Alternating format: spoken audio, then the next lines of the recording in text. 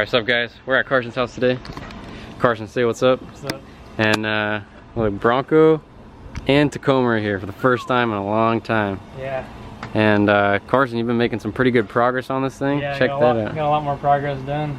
Yeah, take us through what you've done since the last video. Well, all the links are welded up, all in there. Heck yeah, got the lower links. Uppers. Upper links are in there too. Notched the frame. See if we can see these uppers. You can see them up there. Yeah, I can see them a little bit. Notched the frame. Notched the frame, 3.5 inches. Check that out. And you plated it all? Plated it, yep. So it's nice and strong. Strength, yeah. Got the main structure done. Shock mounts are going in here. Alright, so explain how your shock mounts are going in. Trade you places here. Kind of hard without the shocks.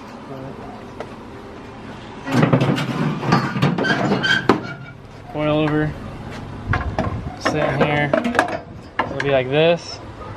There'll be a plate on both sides, you know, with the hole drilled out, welded across here. Same with the bypass. Pretty simple, I guess. And that's a 16-inch coilover? Yeah.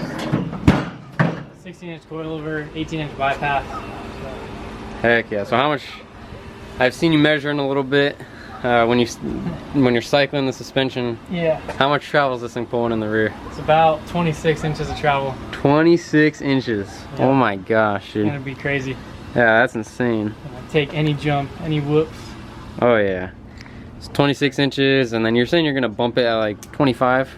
Yeah, probably have a 25 with bump straps or whatever. Gotcha. And you're running a dual spare setup in the rear? Dual spare, yeah. Dang, look at that. Got one in there right now. Still got to make like where it holds the tire in. We have another bar on this side. Oh, gotcha. Going up there, holding it in. This bar is just temporary, you're saying? Yeah, just temporary to hold it, mock it up. Heck yeah, that's so cool. Rear end has the big old 4-link truss thing on it. Yeah, gas tank still not mounted at all. It's sitting on top of the links. There's a zip tie on there right now? Yeah, just sitting up there. Well, actually, I cut the zip tie off the other side. Oh, you did? Just sitting on the links. Oh yeah. Look at that, full bump. Imagine this with a tire on it. That's gonna be insane, dude. Your tire's gonna be friggin'... It's gonna be tucked up. Oh yeah. It's gonna have about like 12.5 inches of up travel. Really? That's pretty good. Jeez. That is crazy, dude. So, I think we're looking at pictures and like a little over a year ago, was it? This thing was completely stock? Yeah, about a year ago. I've just started. That's crazy. I remember went from stock, and my truck had the stage 2 kit, right? Yeah. Stage 2 kit, and then Carson did his front kit, and then the spring under that he just got rid of because he got the 4-link. And dude, this thing's come a long way. It's come a long way pretty quick. Oh yeah, both of them have. We went from stage 2 Bronco. Well, my Bronco was stock when I got it too, but stage 2 Bronco running with, what the heck? Oh, it was a bee on me the whole time. Look at this thing. Go focus and flick it out of here. Anyway, stage 2 Bronco, and I remember the first time we went out, you had jeez, dude, you just had little spacers on it, right? Like little lift kit. Leveling kit in the front, and did not handle very good. Especially with 2 pit bikes on the back. Yeah. Had And, about 8 inches of travel or something. Oh less yeah. in the front. Remember, it was a rough ride. Yeah, it was rough.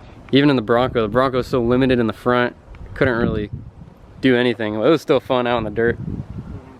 Now we got full long travel. You've got your custom homemade 5-inch over kit in the front, which is crazy. And then you got your 4-link kit. Yep. So should be ready to rip soon, huh? It's gonna send it. Oh yeah, gonna send it. Send it big. We're trying to make the is it the Desert Dimes meet? Or is it the Cali Desert Runner or whatever? Yeah, the off-road meet in Johnson Valley. Like the what's the dates? The 9th through 11th. 9th through 11th October. Of October. So we're trying to make that, and should be pretty sweet. The Bronco, it's ready. I don't have my seats yet, but I mean, I can do without them in the desert. I'd like to have them in my harnesses, but cage is looking good in here. And suspension is pretty dialed. Suspension has been good.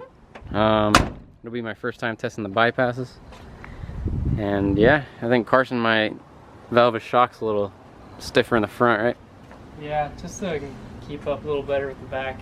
Yeah, just because the back is pretty beast now, huh, Carson? Mm-hmm. Pretty crazy.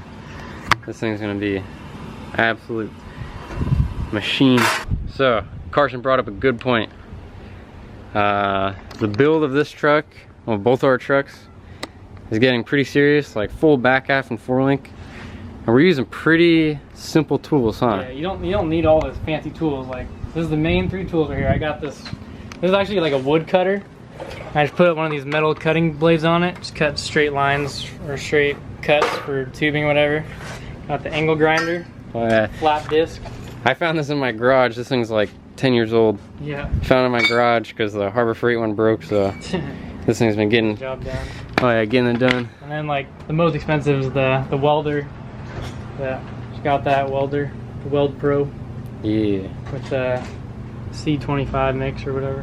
What were you using before you had? Because I know this is a new investment. Yeah, I just got this. Just got this. So what were you using before to weld everything? Before I had a Lincoln, it was 110 flux core, and it got the. I built my whole bed cage and lead spring setup with that.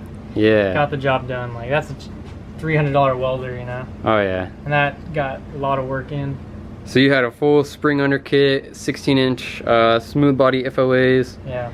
And you built it all? Yeah, built the bed cage, built all the shackles and everything, just with that 110 flux core welder. And it held up? Held up. Nothing broke. It never broke. So yeah. That's pretty crazy. You can build whatever with the welder, yeah. Yeah, here it all is. Here's the whole bed. Yeah, because you don't even need the bed anymore. Nah. So you can buy to this thing. So just keeping the bed sides, but oh yeah, fiberglass. Getting rid of the bed. These bed sides are kind of messed up though. So they're 4.5-inch bulge. Yeah, they're not wide enough, but they don't have a lot of options for the Tacoma. Yeah, maybe we should make some. You said you're going. What's the widest one? You said like 8-inch. They make the 8-inch for the extra cab. So if I wanted to do that, I would have to go over the door. So it'd come over here and cover this part, kind of like those. Like over here, like the Explorers. Like the Explorers, yeah. Because like Team the West. wheel of the cab is so short. Yeah. Because it's a short bed double cab, so. Yeah. Heck yeah. Pretty sweet. Well, yeah, that shows that you guys don't need like crazy tools or crazy shop, you know? Nah. Like we've been doing it with the bare minimum. We don't do it, dude. We've been learning all this stuff off YouTube, right? Yeah, like everything is pretty much learned off YouTube. Yeah, YouTube and just asking people around in the off-road community, which helps a lot. There's a lot of cool people out there. But I mean, I don't know. They all say if you want to start doing this, get an angle grinder and welder. Yep. All right, we forgot one more tool that's kind of important. You don't need it, but it comes in handy sometimes. Carson, would you like to show us what's up? The Harbor Freight tube kinker. Tube kinker. Look at this thing. I got it on sale for like $80 or something. Get your swim trunks out of here, Carson. We're not going to swim. Actually, maybe. They like, you know, like you can get it to work. It doesn't do super high. If you go super high angle, it kinks it bad. It does. Like, I bet these right here. You can check it out with this boy. Yeah. So smooth. You said you figured it out, huh? You got yeah, I figured it out a little bit. Like that looks pretty nice. I remember. Did these ones have any? That was when I was learning. That's a pretty tight angle. It's not terrible, but you can see like the little indents. Yeah. It gets the job done, but I don't know what you expect from $80 Harbor Freight. Yeah. Tube bender. I mean, it's cool to see how much you've come though. Like how much you've learned from since the bed cage. Now you're doing the whole back half. You know? Yeah. Like that's crazy. And it's all minimal tools. He said it was like what, $80 for the tube bender. And then I mean, angle grinders are $10. Yeah, Harbor Freight angle grinder. Yeah. But those don't last. Nah. But yeah, you can do it if you want. Build race trucks in your garage, in your driveway. Yep. Find all the used deals. Oh yeah.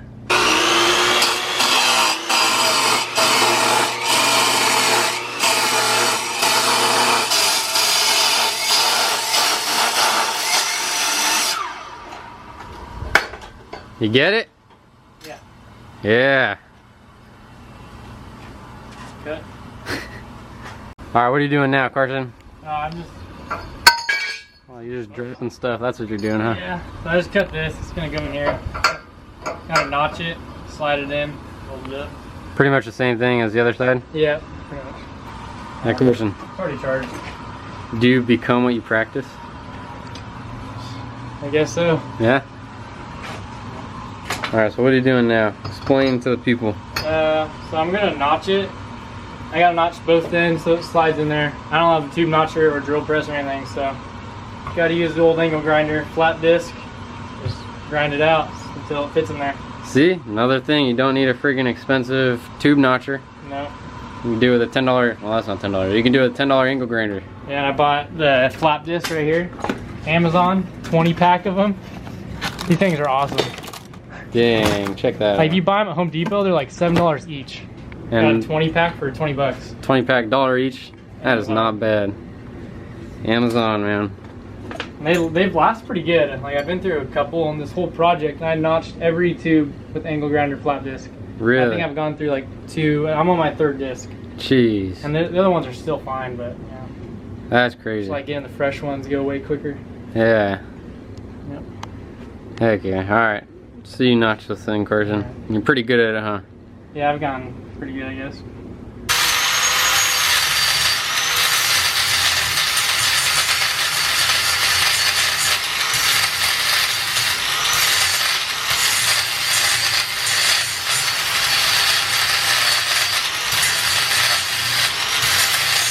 Alright, Carson, got this thing all notched. Oh, taking it. I got it notched both sides. Slides in pretty nice and tight. So now what are you gonna do? Now I just gotta measure the gap, match it on the other side, and tack it in, and then do the other one. Heck yeah. Then you can start building those square plates for the mounts in here. Yeah. That's what's up. Alright guys, so Carson's got this tacked up.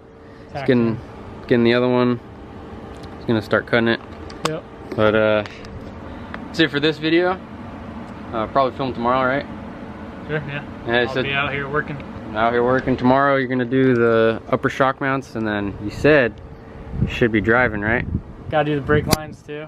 Oh yeah, brake lines. Gotta run those and bleed them. And, then it'll be driving, yeah. Still gotta finish up the tire carrier and stuff. Yeah.